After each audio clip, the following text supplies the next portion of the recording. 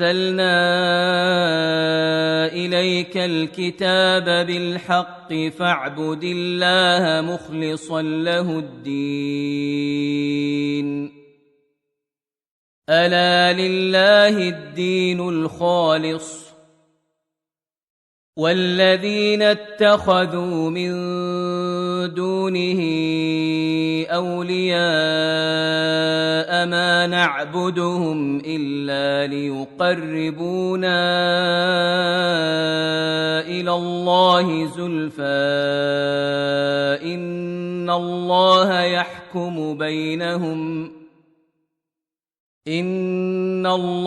يحكم بينهم فيما هم فيه يختلفون إن الله لا يهدي من هو كاذب كفار. السلام علیکم ورحمۃ اللہ وبرکاتہ. اعوذ باللہ من الشیطان الرجیم. بسم اللہ الرحمن الرحیم.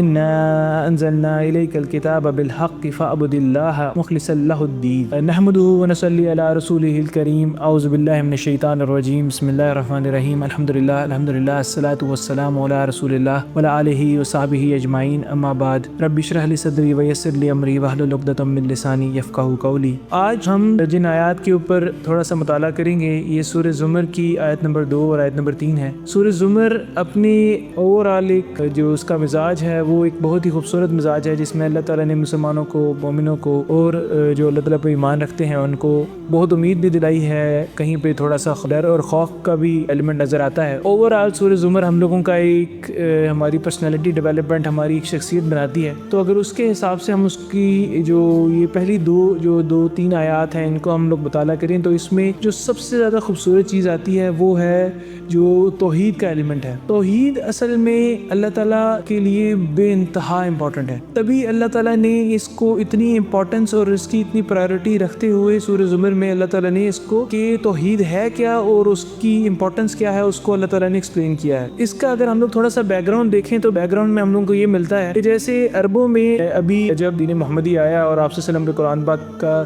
نزول شروع ہوا تو اس ٹائم پہ کیا تھا، اس ٹائم پہ جو لوگ تھے ان کو اس چیز کا آئیڈیا تھا کہ کوئی خالق ہے، کوئی مالک ہے، اس نے کائنات بنائی ہے. مطلب اللہ تعالیٰ کے کانسیپٹ سے وہ واقف تھے. بے شک جتنی مرضی دین میں تبدیلیاں ہو گئی، چیزیں ہو گئی، پر یہ ہے کہ وہ اللہ تعالیٰ کے ایک کانسیپٹ سے واقف تھے کہ کوئی خدا ہے جس نے ہماری تخلیق کی ہے، وہ ہمیں رزق دیتا ہے، چیزیں کرتا ہے. پر یہ ہے کہ وہ توحید کے کانسیپٹ کو انہوں نے شرک کے ساتھ ملا لیا تھا. اب اس میں کیا تھا کہ وہ بتوں کو بھی پوچھتے تھے، وہ اس میں اللہ تعالیٰ کے ساتھ اور چیزوں کو بھی شریک ٹھہراتے تھے. یہی معاملہ خالی عربوں تک نہیں تھا، یہ جتنے بھی آج تک نوح انسان میں جتنے بھی انبیاء کرام آئے اور جتنے بھی الہامی کی کتابیں آئیں تو سب کا جو معاملہ تھا کچھ ایسا ہی تھا. اللہ تعالیٰ اپنے نبی بھیجتے ہی اس لیے تھے کہ جو سب سے زیادہ فرسٹ اینڈ فارموسٹ ان کی ریکوائرمنٹ ہوتی تھی وہ یہ ہوتی تھی کہ وہ اللہ تعالیٰ کی توحید کو نافذ کریں، اللہ تعالیٰ کی توحید کو سمجھائیں، لوگوں کو اللہ تعالیٰ کی وحدانیت کے ساتھ جوڑیں. تو یہ والا جو کانسیپٹ ہے اس کو انڈرسٹینڈ کرنا امپورٹنٹ ہے. اب ان آیات کی طرف آتے ہیں. اللہ تعالیٰ قرآن پاک میں بیان فرماتے ہیں انا انزلنا الیک الکتاب بالحق. سب سے پہلی بات تو یہ ہے کہ جب ہم لوگ اس پورشن کو انڈرسٹینڈ کرتے ہیں اس میں اللہ تعالیٰ نے ایک جنرل اسٹیٹمنٹ دی ہے جس میں انہوں نے کہا ہے کہ اے نبی ہم نے آپ پر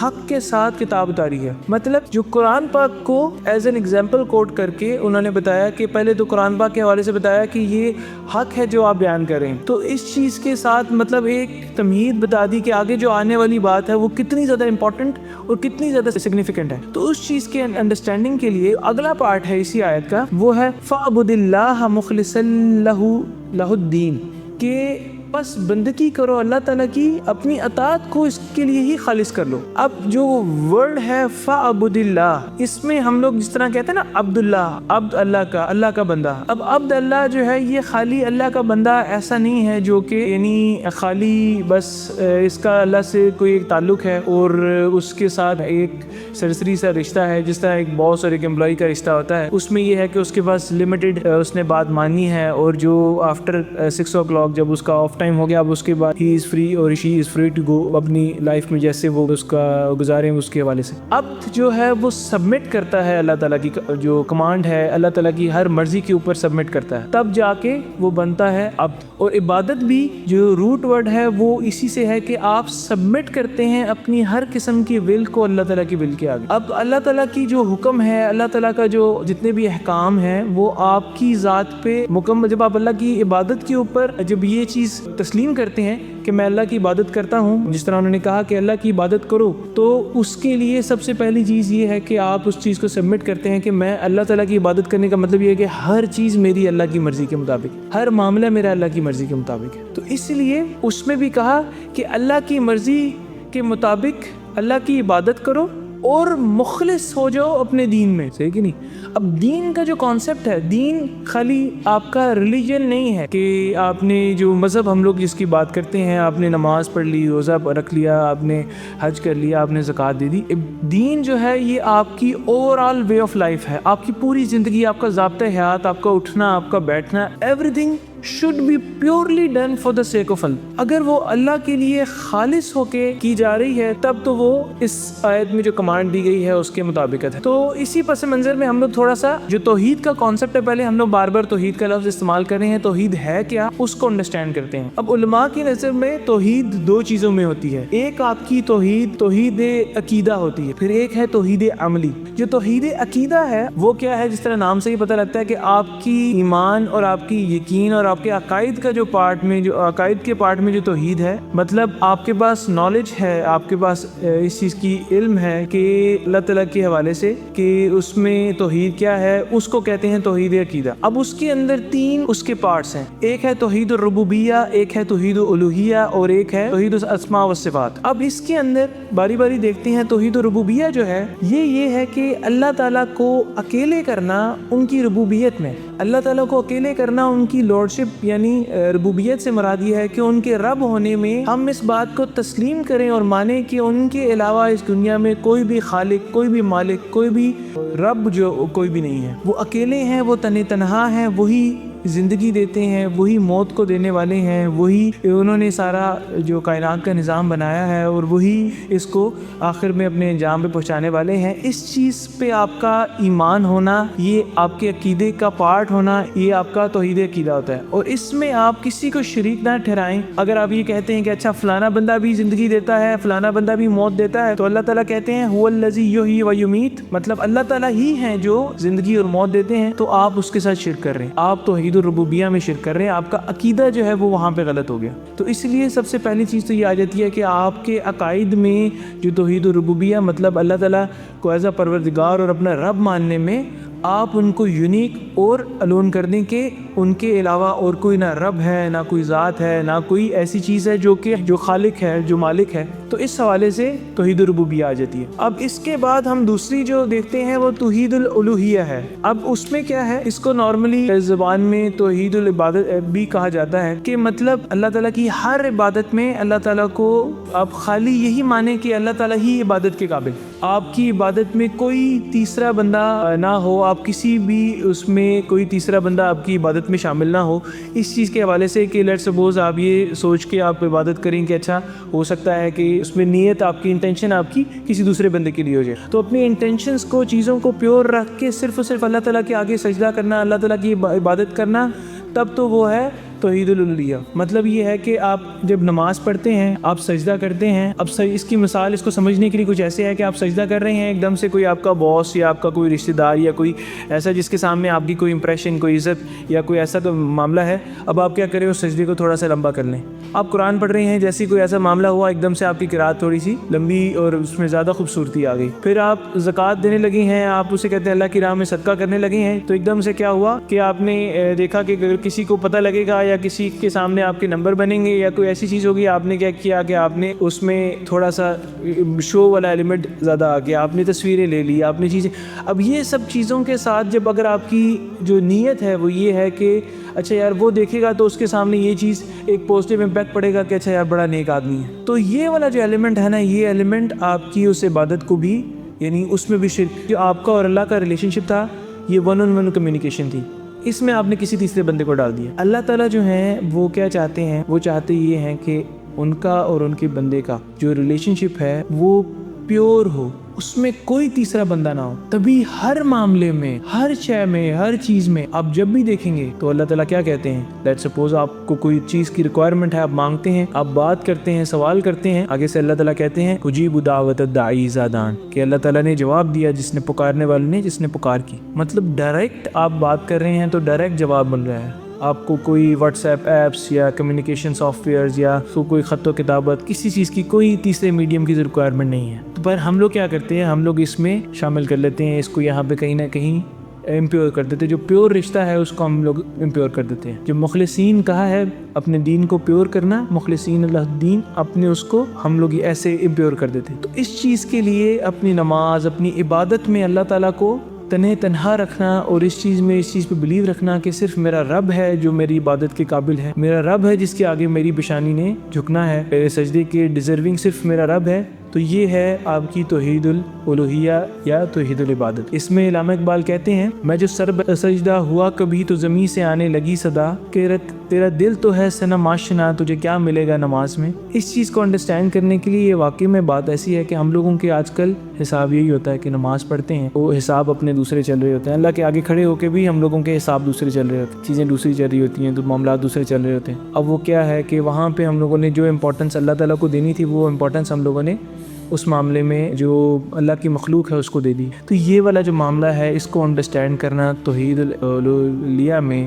بہت امپورٹنٹ ہے۔ پھر اس کے بعد آ جاتا ہے جو تیسرا ایلیمنٹ ہے توحید العقیدہ میں، وہ ہے توحید الاسماء والصفات۔ مطلب اللہ تعالیٰ کے نیمز اینڈ ایٹریبیوٹس میں، اللہ تعالیٰ کے ناموں میں اور اللہ تعالیٰ کی صفات میں اللہ تعالیٰ کو تنہا کرنا۔ مطلب اللہ تعالیٰ کی جو نام ہے اور اللہ تعالیٰ کی صفات ہیں، ان جیسی صفات اس دنیا میں کسی کریشن کی نہیں ہے۔ ریزن بینگ کیونکہ اللہ تعالیٰ جو ہے وہ رحمان ہے، رحیم ہے، مالک ہیں، جبار ہیں، قہار ہیں، اتنی صفات ہیں ان کی، اس طرح کی صفات اس دنیا میں کسی کی نہیں ہو سکتی۔ کوئی دنیا میں انسان ہو سکتا ہے جو کہ رحم کرنے والا ہو، جو کہ محبت کرنے والا ہو، جو کہ بات ماننے والا ہو، احسان کرنے والا ہو، کوئی کہتے ہیں کسی نہ کسی چیز کا اختیار اور مالک بھی ہو سکتا ہے، پر جیسا مالک اللہ ہے، جیسا پروردگار اللہ ہے، جیسا رب اللہ ہے، جیسا رحمان اللہ ہے، جیسا رحیم اللہ ہے، جیسا کریم اللہ ہے، ویسا انسان ہو، یہ پاسبل نہیں۔ اس چیز پہ بلیو رکھتے ہوئے آپ کا ایمان اور یقین ہونا ہے اس چیز کے اوپر کہ نہیں، میرا رب جو ہے وہ اپنی صفات میں اکیلا ہے، اس جیسا کوئی نہیں، اس کی جو اسماء ہیں وہ ان میں اکیلا ہے، اس جیسے اسماء کسی کی نہیں ہے۔ یہ اسی لیے امپورٹنٹ ہے کیونکہ ہم لوگوں کے جب ہم لوگوں کے آگے معاملات چلتے ہیں نا، تو اس میں کئی دفعہ یہ چیزیں ہم لوگوں کی گائیڈ میں تھوڑی سی مس انڈرسٹینڈنگ کی وجہ سے یہاں بھی یہ پرابلم رہ جاتی ہے۔ مطلب یہ ہے کہ کوئی بندہ ہم لوگوں کو لگا اس سے محبت ہے، وہ بہت مہربان ہے، بہت رحم کرتا ہے لوگوں پہ، تو ہم لوگوں کی نظر میں وہ اتنا بڑا ہو گیا اتنا بڑا ہو گیا کہ اگر وہ رب کے مقام سے بھی اوپر چلا گیا تو مطلب یہ ہے کہ وہاں پہ آپ نے شرک کر لیا۔ تو اس چیز کو پاک رکھنا بہت امپورٹنٹ ہے۔ جو شرک ریا ہے، آپ میں دکھاوے کے لیے اور ان سب چیزوں کے لیے جو ریاکاری کرتے ہیں، یہ سارے معاملات بھی آپ کے اسی جو توحید عقیدہ ہے اسی میں ہی آ جاتی ہے۔ تو اس چیز کو انڈرسٹینڈ کرنے کے لیے یعنی سب سے پہلے تو اپنے عقائد کو ٹھیک کرنا، اپنے عقیدے کو ٹھیک کرنا توحید کے پوائنٹ آف ویو سے وہ بہت امپورٹنٹ ہے۔ اب ہو سکتا ہے ہمارے پاس نالج، ہمارے پاس انڈرسٹینڈنگ تو 100% ہو، پوری کریکٹ انڈرسٹینڈنگ ہے، ساری چیزیں بالکل صحیح ہیں، ہمیں پتہ ہے کہ اچھا یار کیا چیز کرنے سے شرک ہو جاتا ہے، کیا چیز کرنے سے شرک نہیں ہوتا، کیسے ہماری توحید پریزرو رہتی ہے، کہاں پہ ہماری توحید جو ہے اس میں ملاوٹ ہو جاتی ہے، تو یہ چیزیں تو اس میں آ جاتی ہیں۔ پر جو اس کا سیکنڈ ایلیمنٹ ہے دیٹ از توحید عملی۔ اب ہو سکتا ہے کہ مجھے یہ ساری چیزوں کا تو پتا ہو پر میرے عمل میں توحید نہ ہو، میں مانتا ضرور ہوں کہ اسے کہتے ہیں میرا رب جو ہے وہ ربوبیت میں اس جیسا کوئی نہیں ہے، پر عمل میرا تھوڑا سا معاملہ ڈیفرنٹ ہو، صحیح کہ نہیں۔ اب اس آیت میں جو اللہ تعالیٰ کوٹ کر رہے ہیں نا، وہ فوکس کر رہے ہیں توحید عملی کے اوپر۔ جو امام ابن تیمیہ ہیں وہ توحید عملی کو توحید فی الطلب بھی کہتے ہیں۔ توحید فی الطلب کا کیا مطلب ہے، اس کو ہم تھوڑا سا انڈرسٹینڈ کرتے ہیں کہ اس دنیا میں اللہ تعالیٰ نے جب پوری تخلیق کی، پوری کائنات بنائی، تو اللہ تعالیٰ نے کیا کیا کہ ہر کسی کا ایک ٹرانزیکشنل ریلیشن شپ بنایا۔ مطلب ہر کسی کو کسی چیز کی ضرورت ہے جس کے پیچھے وہ بھاگ رہا ہے، اور کوئی دوسرا انسان اس کی ضرورت پوری کر رہا ہوگا اور کچھ آپ کو چاہیے ہوگا، یعنی کچھ لوگوں کی آپ ضرورت پوری کر رہے ہوں گے اور کچھ تو توحید عملی میں کیا ہے کہ کچھ لوگوں کی ضرورت آپ پوری کر رہے ہوں گے، ایک ٹرانزیکشنل ریلیشن شپ ہے، اور کچھ لوگ آپ کی ضرورت پوری کر رہے ہوں گے، کچھ نہ کچھ مطلوب ہوگا، آپ ہمیشہ کسی نہ کسی چیز کے پیچھے بھاگ رہے ہوں گے۔ تو یہ جو ایلیمنٹ ہے اس کو کہتے ہیں طلب کا ریلیشن شپ، آپ کا طالب و مطلوب کا ریلیشن شپ۔ اب قرآن پاک میں اللہ تعالیٰ نے مطلب ایک مثال دیتے ہوئے انہوں نے ایکسپلین کیا کہ ضعیف طالب و مطلوب، کہ کمزور ہے جو مانگنے والا ہے اور جس سے مانگا جا رہا ہے، مطلب آپ کی اس دنیا میں آپ اللہ تعالیٰ کے علاوہ مانگتے ہیں وہ بھی کمزور ہے، اور جس سے مانگا جا رہا ہے وہ بھی کمزور ہے۔ تو اس چیز کو انڈرسٹینڈ کرنے کے لیے، طالب و مطلوب کا ریلیشن شپ انڈرسٹینڈ کرنے کے لیے یہ ہے کہ انسان اس دنیا میں اس کو کچھ نہ کچھ تو چاہیے، کچھ نہ کچھ اس کا یعنی چیز ہوگی جس کے لیے وہ اسٹرگل کر رہا ہوگا، وہ بھاگ رہا ہوگا، وہ اپنی بھاگ دوڑ کو اس حساب سے لے کے چل رہا ہوگا۔ تو اب مومنوں کا اور مسلمانوں کا کیا عمل ہے؟ مومنوں کا عمل یہ ہے کہ ان کا مطلوب اللہ ہے، ان کا مقصود اللہ ہے۔ وہ کہتے ہیں لا مطلوب الا اللہ، لا مقصود الا اللہ، لا محبوب الا اللہ۔ مومنوں کا یہ عمل ہے، ان کے لیے کوئی مطلوب اللہ کے علاوہ نہیں، کوئی مقصود اللہ کے علاوہ نہیں ہے، کوئی محبوب اللہ کے علاوہ نہیں۔ یہ کیوں ہے؟ کیونکہ مومنوں کو یہ خاص ٹینشن ہوتی ہے کہ ہمارا رشتہ میرے رب کے ساتھ کہیں ناپاک نہ ہو جائے۔ اس کو انڈرسٹینڈ کرنا اس لیے امپورٹنٹ ہے۔ دیکھیں ہم مثالیں دیتے ہیں تاکہ لوگ تھوڑا سا ہم لوگوں کو انڈرسٹینڈ کرنے میں آسانی ہو جائے، لوگ اپنی سینیریوز میں سنتے ہیں سمجھتے ہیں تو تھوڑا سا زیادہ اس کو انڈرسٹینڈ کرنے میں آسانی ہو۔ تو اس میں کیا ہے کہ لوگوں کے پوائنٹ آف ویو سے جس طریقے سے ابھی شرک کے حوالے سے ہم دیکھ رہے ہیں، جس طرح ایک ہسبینڈ اینڈ وائف ہوتے ہیں، ہسبینڈ اینڈ وائف میں کبھی بھی کوئی سلیم الفطرت جو مرد ہے وہ یہ نہیں برداشت کرے گا کہ اس کی جو بیوی ہے، جو اس کی خاتون ہے، جو اس کی اہل خانہ ہے، اس کے دل میں شوہر کے لیے بھی محبت ہو اور کسی دوسرے مرد کے لیے بھی محبت ہو۔ یہ تو ایک انسان ہے نا، انسان تو کتنا لمیٹڈ سا پرووائڈ کرتا ہے، لمیٹڈ سا اس کی محبت بھی ایک ڈفرینٹ ڈائنامکس میں ہوتی ہے، پر اس کو بھی یہ برداشت نہیں ہوتا، رشتے ختم ہو جاتے ہیں جب اگر کوئی ایسی چیز ہو جائے تو یہ والی چیز انڈرسٹینڈ کرنا پھر ہمارے لیے تھوڑا سا آسان ہو جاتا ہے۔ جب ایک بندہ اپنے آپ اپنے رشتے میں شریک نہیں برداشت کر سکتا تو اللہ تعالیٰ کے ساتھ یہ شرک کیسے برداشت ہوتا؟ اللہ تعالیٰ کیسے برداشت کر سکتے ہیں کہ جب میرا کسی بندے کے ساتھ جس دل میں صرف اور صرف میری جگہ تھی وہاں پہ کوئی دوسرا بندہ بھی شریک شامل ہو گیا؟ اللہ تعالیٰ بے انتہا غیور ہے، اللہ تعالیٰ کو ضرورت نہیں ہے، وہ غنی الحمید ہے۔ ہم لوگوں کو ضرورت ہے اس رشتے کی، ہم لوگوں کو ضرورت ہے اس ون آن ون رشتے کو مینٹین رکھنے کی اور اس کی جو ڈائنامکس ہے اس کو انڈرسٹینڈ کرنے کی کہ اللہ تعالیٰ کی ڈائنامکس کیا ہے، اللہ تعالیٰ کی جو توحید ہے، اللہ تعالیٰ کی جو وحدانیت ہے وہ کیا ہے۔ تو اس پوائنٹ آف ویو سے ہم لوگ اس کو انڈرسٹینڈ کرنے کی ضرورت ہے۔ اب اس کو ہم لوگ جب آگے دیکھتے ہیں کہ کون کون سے ایسے ایلیمنٹس ہیں جہاں پہ ہم اپنے، یہ تو ہم لوگوں نے دیکھ لیا کہ اچھا مطلوب و مقصود انسان کی دنیا میں کوئی نہ کوئی مقصد ہوتا ہے، کوئی نہ کوئی چیز ہوتی ہے، ابھی ہم لوگ اس کے حوالے سے بات کر رہے تھے۔ تو اس میں ہم یہ دیکھتے ہیں کہ کیسے انسان اپنے ڈے ٹو ڈے لائف میں، لیٹ سپوز میں ہوں گا نا، میں اب کیا کروں گا کہ مجھے پتا ہے کہ اچھا میں سجدہ نہیں کرتا کسی کے آگے، میں قبروں پہ نہیں جاتا، میں کسی کی پرستش نہیں کرتا، میں کسی کو پوچھتا نہیں ہوں، تو مطلب یہ ہے کہ میری توحید مطلب صحیح ہوگی۔ ہم یہ جو ابھی آگے جو ہم لوگ ابھی آیات اور اس کو انڈرسٹینڈ کریں گے نا، اس میں ہم لوگوں نے یہ چیز انڈرسٹینڈ کرنی ہے کہ اس میں ہم لوگوں نے اس کا جائزہ لینا ہے کہ کہاں کہاں پہ ہم چیزوں کو غلط طریقے سے یعنی ڈیل کر لیتے ہیں، اور کہاں کہاں پہ جو شرک ہے وہ ہمارے اندر جگہ بنا لیتا ہے۔ قرآن پاک میں آیت آتی ہے افرأیت من اتخذ الہہ ہوا، ترجمہ ہے کیا آپ نے اس شخص کو نہیں دیکھا جس نے اپنے خواہش نفس کو اپنا معبود بنا لیا۔ تو اس آیت سے ہم لوگوں کو اس چیز کی انڈرسٹینڈنگ ہوئی، اس چیز کی سمجھ آئی کہ ہم لوگ لازمی نہیں ہے کہ کسی مادی یا مٹیریلسٹک چیز کو ہی ہم لوگ اپنا خدا بنائیں۔ ہم کیا کرتے ہیں کئی دفعہ اپنے نفس کو بھی اپنا خدا بنا لیتے ہیں۔ اب اپنے نفس کو، اپنی خواہشات نفسانی کو کیسے اپنا خدا بناتے ہیں، اس کو ہم تھوڑا سا انڈرسٹینڈ کرتے ہیں۔ اب اس میں کیا ہوتا ہے، ہم کئی دفعہ کیا کرتے ہیں کہ کوئی عمل کیا، اس میں اللہ تعالیٰ کو بھی راضی کر لیا اور دنیا کو بھی راضی کر لیا۔ ایک عام فکرہ ہے جو ہم سنتے ہیں، وہ کہتے ہیں جو دین دنیا کو جی ساتھ لے کے چلتے ہیں، دین دنیا کا جو معاملہ ہے اس کو دونوں کو کمپیٹیبل ساتھ ساتھ لے کے چلنا چاہیے۔ یہ ایک بہت ہی غلط کانسیپٹ ہے۔ آپ کا دین ہی آپ کی دنیا دنیا ہے, آپ کا جو وے آف لائف اللہ تعالیٰ نے پرسکرائب کیا ہے وہی آپ کی دنیا ہے. پر اس چیز میں ہم لوگ کیا کرتے ہیں, ہم لوگ اپنے نفس کو کئی دفعہ اس دین کے اصول کے لیے, کیونکہ نفس کہتا ہے کہ مجھے اس کو مٹیریلسٹک چیزیں چاہیے, اس کو ٹیمپرری خوشیاں چاہیے. اب اس کو فیسیلیٹیٹ کرنے کے لیے کیا کرتے ہیں, ہم اس کو کئی دفعہ خدا بنا لیتے ہیں. خدا کیسے بناتے ہیں کہ جہاں پہ اللہ تعالیٰ کی کوئی کمانڈ آ گئی, وہاں پہ اگر وہ نفس کا ریکوائرمنٹ ہے کہ ہم کمانڈ کو بائی پاس کر دوں,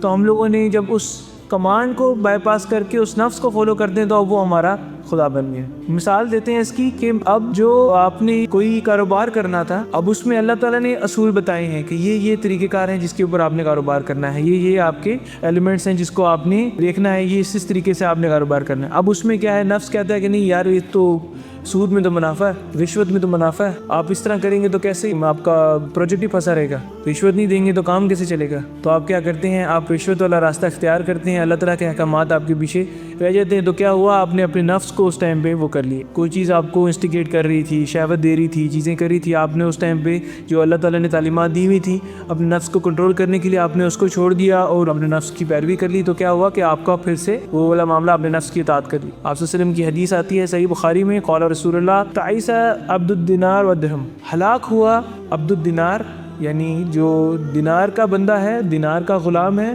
اور درہم کا غلام ہے. تو یہ چیز جو درہم اور دینار کا غلام کیسے ہوتا ہے انسان, وہ اسی طریقے سے ہوتا ہے کہ آپ کی اپنی عبادت کے اندر, آپ کی اپنی جو دنیا کے معاملات ہیں, آپ اس میں جہاں پہ مال آ گیا, آپ نے اس میں آپ اس ٹائم پہ اس کی غلامی اختیار کر لی, آپ اس کے آگے جھکے. جہاں بھی منافع آ گیا, آپ نے وہاں پہ اللہ تعالیٰ کے قوانین کو, اللہ تعالیٰ کی چیزوں کو سائڈ پہ رکھ دیا, آپ اس کے آگے جھکے. یہ جو چیزیں ہیں نا, یہ چیزیں ہم لوگوں کے اندر یہ بھی توحید کی نفی کرتی ہیں, یہ بھی شرک کی طرف لے کے جاتی ہیں. یہاں پہ بھی ہم لوگ اپنے نفس کو, جس طریقے سے جو آیت میں آیا کہ اپنے نفس کو خدا بنا لیتے, تو اس چیز کو انڈرسٹینڈ کرنا بہت زیادہ ضروری ہے. اللہ تعالیٰ یہ نہیں چاہتے. ہم کیا کرتے ہیں, ہم اللہ تعالیٰ کو چھوڑ کے, اللہ تعالیٰ کی بارگاہ کو چھوڑ کے ہم خوار ہوتے ہیں ہر دنیا کے مقام کے اوپر, ہر کسی کے آگے سجدہ کرتے ہیں, ہر بندے کے آگے سجدہ کرتے ہیں. اور جب آپ کسی کے آگے سجدہ کرتے ہیں تو آپ کی عزت نفس بھی مجروح ہوتی ہے, آپ کی ذات بھی مجروح ہوتی ہے, آپ کی ذلالت الگ ہوتی ہے. انہوں نے جب ایک مومن, ایک مسلمان بنایا, اللہ تعالیٰ نے اس کو عزت بخشی, ایک انسان کو عزت بخشی, اشرف المخلوقات بنایا اس کو. اللہ تعالیٰ عزت دینا چاہتے ہیں, پر ہم لوگ کیا کرتے ہیں, ہم لوگ اس عزت کو نہیں, ہم لوگ کیا کرتے ہیں, ہم لوگ جو یہ ذلت والا راستہ اس کو اختیار کرتے ہیں. ہم ہر چیز کے آگے سجدہ کرتے ہیں, ہمیں ڈر لگتا ہے, ہم اپنے خوف کے آگے سجدہ کرتے ہیں. کوئی بات کرنی ہوگی, اللہ کی بات کرنی ہوگی, پتہ ہوگا یار ادھر 5 لوگ برا مان جائیں گے. اللہ تعالیٰ نے کہا ہے کہ آپ کو اسے کہتے ہیں حق کی بات کرنا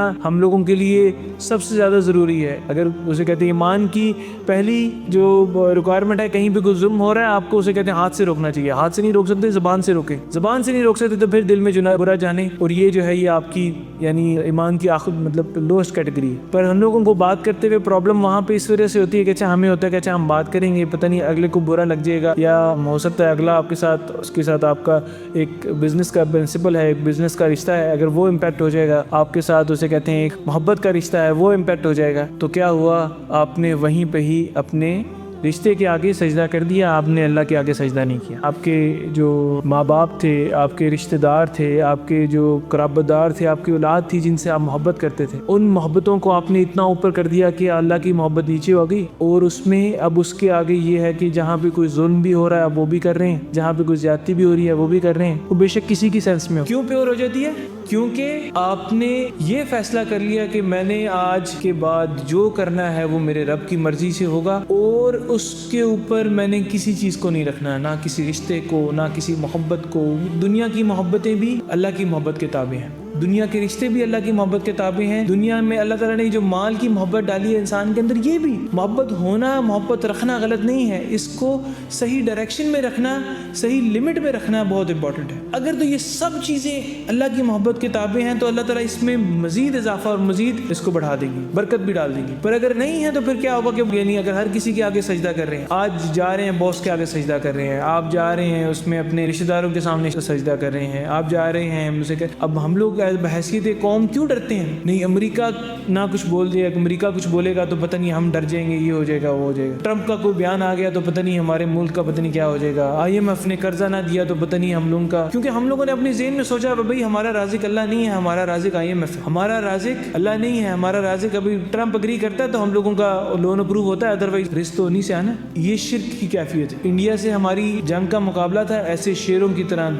دلیروں کی طرح ہم لوگ لڑے، اینٹ کا جواب پتھر سے دیا، جو جہاد فی سبیل اللہ کی صدائیں بلند ہو رہی تھی، ہر جگہ پہ سارے ایسے لوگ نکلے ہوئے تھے، لوگوں کو تھا ایک جذبہ، ایک بلبلہ، پتہ لگ رہا تھا یار یہ امت محمدی ہے۔ کیوں؟ کیونکہ انڈیا کے ساتھ ایک کانسیپٹ، ایک مائنڈ ڈیولپمنٹ ایسے ہوئی ہوئی ہے کہ نہیں ہم اس کے ساتھ ٹکر لگا سکتے ہیں۔ پر کیوں ایسا ہوتا ہے کہ جب یہی بات اسرائیل یا یہی بات آپ کی امریکہ یا کسی بھی ایسے ملک کے اوپر آ جاتی ہے جو کہ مسلمانوں پہ یا اسلام پہ یا دین پہ لوگوں کو امپیکٹ کرتی ہے، وہاں پہ آ کے ہم لوگ کو ڈر جاتے ہیں، نہیں ہم لوگ کیسے کر سکتے، وہ تو حملہ کر دیں گے، ان کا اسلحہ زیادہ ہے، ان کی چیزیں زیادہ ہیں۔ ہمارے علماء بھی کئی دفعہ کہہ رہے ہوتے ہیں کہ جی آپ جو ہیں وہ اپنے برابر کے لوگوں سے مقابلہ کرتے ہیں، اپنے سے زیادہ فوج کا مقابلہ نہیں کرتے۔ یہ ہم لوگوں نے اپنے اندر کہیں نہ کہیں کسی نہ کسی مقام میں وہ بت رکھے ہوئے ہیں، جو ہمارے اندر خوف کے بت ہیں، جو ہم لوگوں نے بنائے ہوئے ہیں، جن کو توڑنے کے لیے اللہ تعالیٰ نے قرآن پاک میں یہ صورتیں، یہ آیتیں نازل کی کہ ڈر اللہ سے زیادہ کسی کا ہو گیا تو شرک ہو گیا، پھر آپ ڈرو کسی سے، پھر اللہ تعالیٰ آپ کو چھوڑ دیں گے، پھر آپ کو اللہ تعالیٰ نہیں پکڑیں گے، کیونکہ آپ نے وہ مقام جو اللہ کو دینا تھا وہ آپ نے اس ہستی کو دے دیا۔ جو تقوی، جو توکل آپ کا اللہ کے لیے ہونا تھا، جو توکل آپ کا اللہ کے لیے ہونا تھا، وہ آپ نے کسی اور سے کر لیا کہ جی امریکہ دے گا تو ہوگا،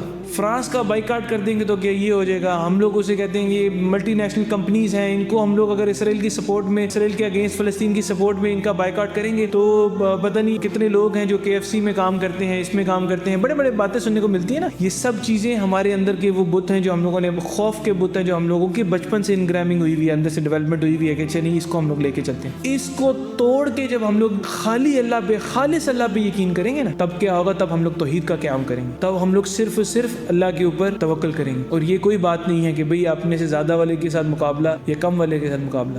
نبی پاک نے جب 313 لڑائے تھے نا تو انہوں نے یہ نہیں دیکھا تھا کہ آگے 1000 آئیں گے یا 1,00,000 آئیں گے، انہوں نے یہ سوچا تھا کہ یہ جو 313 ہیں ان کا ایمان اللہ پہ ہونا چاہیے، ان کا یقین، ان کا توکل اللہ پہ ہونا چاہیے کہ نصرت اللہ سے آتی ہے، مدد اللہ سے آتی ہے۔ یہ ایٹم بم، یہ نیوکلیئر، یہ میزائل، یہ چیزیں یہ کچھ کسی کام کی نہیں ہوتی، نصرت آپ کی اللہ سے آتی ہے۔ ورنہ آج بھی یہ کچھ دن پہلے کی مثال ہے، انڈیا آپ کے مد مقابل تھا، آپ کی 7 لاکھ کی فوج ہے، ان کی تقریباً کوئی 20 لاکھ کی فوج ہے، آپ سے کوئی 3 گنا بڑی فوج ہے، آپ اس کے سامنے نہ کھڑے ہو، کیا ضرورت ہے؟ پر یہ خوف کے بت ہیں جو ہم لوگوں نے رکھے ہیں، یہ خوف کے بت حکمرانوں سے اور ملکی سطح سے لے کے ہماری اپنی ذات کی، اپنی اندر کی کیفیتوں کے اندر آ جاتے ہیں۔ باہر جاتے ہوئے سڑک پہ ہم لوگ کو نظر آتا ہے کہ یار کسی کے ساتھ کوئی ظلم ہو رہا ہے، کوئی کسی کو چھیڑ رہا ہے، کوئی کسی کو تنگ کر رہا ہے۔ ہمارا مسلمانوں کا تو یہ عمل ہونا چاہیے تھا کہ اگر کسی کی ہمت نہ ہوتی کہ ہم کسی جگہ پہ کوئی مسلمان، کوئی مومن، کوئی مرد کھڑا ہوا ہے، وہاں پہ اسے کہتے ہیں کسی خاتون کو کوئی چھیڑ کے دکھائے۔ ایک یہودی تھا، اس نے ایک مسلمان خاتون تھی، مذاق سے اس کی خاتون کے جو حجاب تھا اس کے اوپر کیل ٹھوک دیا، جب وہ کھڑی ہوئی تو ان کا جو حجاب تھا وہ سر سے اتر گیا۔ آپ صلی اللہ علیہ وسلم لشکر لے کے چلے گئے۔ یہ ہے مومنوں کی غیرت۔ آج ہم نیوز پڑھتے ہیں، چیزیں پڑھتے ہیں، سارا کچھ سنتے ہیں، پر یہ ہے کہ وہ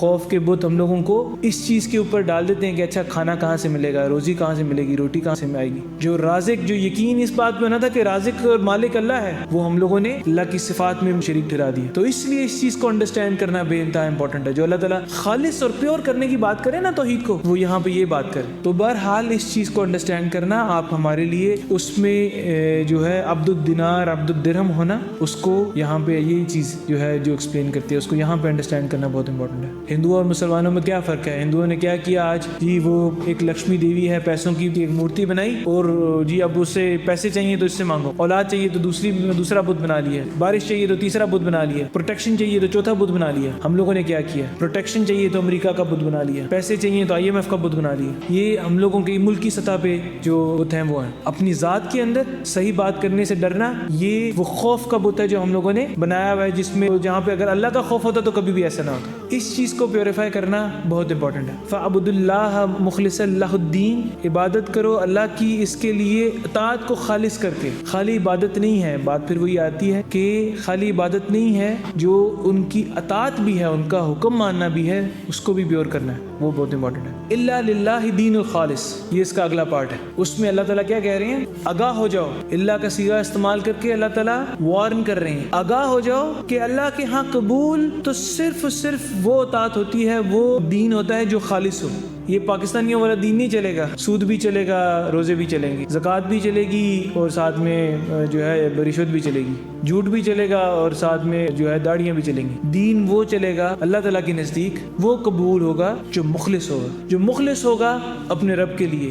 اللہ تعالیٰ کو یہ منی والے ریلیشن شپ نہیں پسند, یہ 3-in-1 والے پیکیجز ہوتے ہیں نا, یہ اللہ تعالیٰ کو نہیں پسند. یا تو اللہ تعالیٰ ہے, اگر اللہ تعالیٰ نہیں ہے تو دنیا ہے. اب دنیا رکھو, اللہ تعالیٰ نہیں اس دل میں آئیں گے. جس دل میں دنیا ہے وہاں پہ اللہ تعالیٰ نہیں ہے. ہاں, جس دل میں اللہ تعالیٰ ہے, پھر دنیا کی جتنی بھی محبتیں ہیں اللہ تعالیٰ نے اس کا پروسیس یہ بتایا کہ اس کو اللہ کے انڈر کر دو, پھر ہر معاملہ آپ کا جو ہے وہ اللہ کے تابع کر دو, پھر آپ جو مرضی کرو, پھر وہی جو ہے وہ آپ رشتے بھی انجوائے کرو, پھر وہی مال بھی انجوائے کرو. اللہ تعالیٰ نے بزنس بھی انجوائے کرنے کے لیے کہا ہے, ہر چیز آپ کرو, کوئی مسئلہ نہیں. تو بہرحال آپ کا اس چیز کو انڈرسٹینڈ کرنا بہت امپورٹنٹ ہے, اور اس کو 100% پکا کر کے, اس کو 100% اپنی توحید کو خالص کر کے, یہ نہیں ہم نے کرنا کہ کچھ تو لے لیا کچھ چھوڑ دیا. آج کل ہم لوگوں کا یہی المیہ ہے. تو اس کو ہم لوگوں نے اپنے ریلیجن کو تو ایسے بنایا ہوا نا, جیسے یہ برگر کنگ ریلیجن ہے, ہیو اٹ یور وے, جیسے آپ کو پسند آیا, جو پسند آیا وہ لے لیا, جو نہیں پسند آیا وہ چھوڑ دیا. اس طرح نہیں ہے, یہ عمل یہودیوں کا تھا.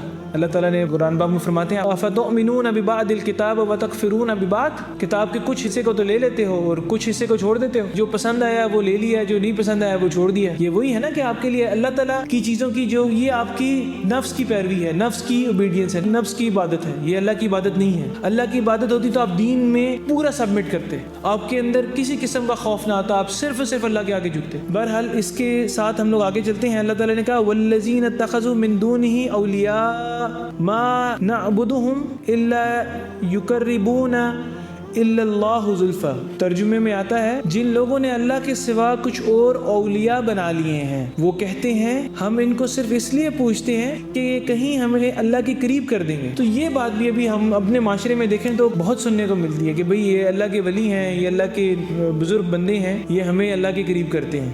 ہم ان سے جا کے قبروں پہ مانگتے نہیں ہیں, ہم ان سے یہ نہیں کہتے کہ یہ ہماری دعا قبول کریں گے. ہم یہ کہتے ہیں کہ یہ اللہ کے قریب ہے, یہ اللہ سے ان کا ریلیشن شپ اچھا ہے, تو یہ اس ریلیشن شپ کے طفیل ہم لوگوں کو اللہ کے قریب کر دیں گے, ہماری سفارش کر دیں گے. مطلب ہم لوگوں کو یہ اس چیز میں سمجھ نہیں آتی کہ انسان آؤٹ آف دا وے جا کے اپنے رشتے میں اللہ تعالیٰ کی اور اپنے رشتے میں چیزوں کو ڈالتا ہے تاکہ ہم اس کو خراب کریں. اور یہ انسان نہیں ہے, یہ شیطان کوئی نہ کوئی راستہ نکالتا ہے. تو اس چیز کو انڈرسٹینڈ کرنا, جو ہم لوگ یہ کہتے ہیں نا کہ کسی قبر پہ چلے گئے, کسی بندے سے مانگ لیا کسی چیز کے, اچھا یار یہ اللہ کے قریب ہے, یہ اسے کہتے ہیں کہ ہم اس کا یہ کوئی بزرگ ہیں, یہ کوئی ولی تھے, ان سے ہم مانگتے ہیں تاکہ یہ ہماری شفاعت کر دیں گے, یہ آگے پہنچا دیں گے. آپ اس رب کو تو پہچانے جو کہتے ہیں کہ مجھ سے مانگو میں جواب دیتا ہوں, جو 1-on-1 ریلیشن شپ بناتے ہیں آپ کا. تو اس چیز کو انڈرسٹینڈ کرنا بہت زیادہ امپورٹنٹ ہے. کوئی اولیاء نہیں, کوئی تیسرا بندہ نہیں. آپ اللہ تعالیٰ کے حضور بیٹھیں, آپ اللہ تعالیٰ سے دعا کریں, آپ اللہ تعالیٰ سے مانگیں, آپ کو ہدایت چاہیے ہدایت مانگیں, جو چیز چاہیے آپ اللہ سے مانگیں, اللہ تعالیٰ آپ کو دیں گے. تو اس لیے یہ والا جو معاملہ ہے نا, اس کو